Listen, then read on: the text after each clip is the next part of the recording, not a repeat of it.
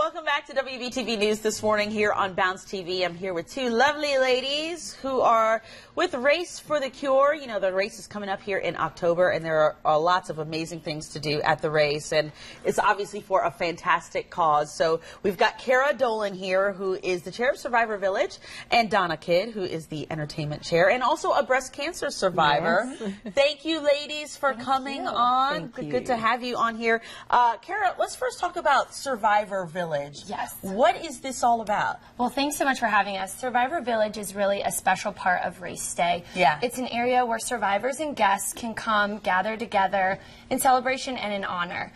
This year, if you register as a survivor, you're invited to our Survivor Breakfast, which is a great opportunity. It's put on by our friends over at City Tavern, and then we also have a Survivor Parade after that you can really celebrate.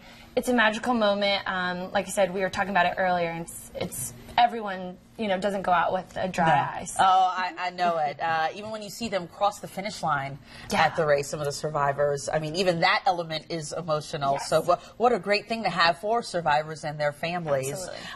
And speaking of survivors, Donna, you're a breast cancer survivor. Tell us about your story. Well, in 2012, I was diagnosed with invasive grade 3 stage 2 ductal carcinoma, had a double mastectomy in November 2012, went through chemotherapy, radiation, and have, within the last 8 months, had 2 failed reconstruction surgeries. But I'm just thankful to be alive and just to be here. Now, does cancer run in your family? My mother had it, but when they did the genetic testing, it didn't seem like mine was genetic. I did have a grandmother that had a battle with it as well, but it didn't seem to be genetic for me. So even still, knowing that it wasn't your family, it wasn't genetic, I'm sure getting the news that you were diagnosed with cancer was still, was it something you were ready for, you'd say? Are you ever ready for something like that? No, I wouldn't say I was ready for it, but I would say that because my mother dealt with it, that I've always did,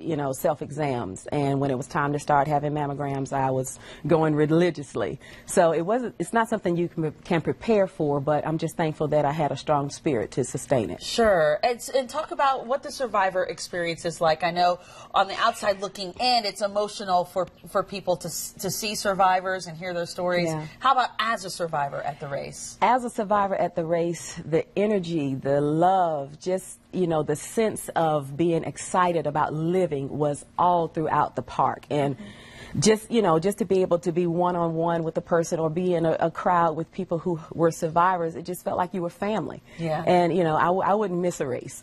Yeah. I wouldn't miss it. It's something, you're not going through this alone. Right, exactly. And you're encouraging other people as well at the same time.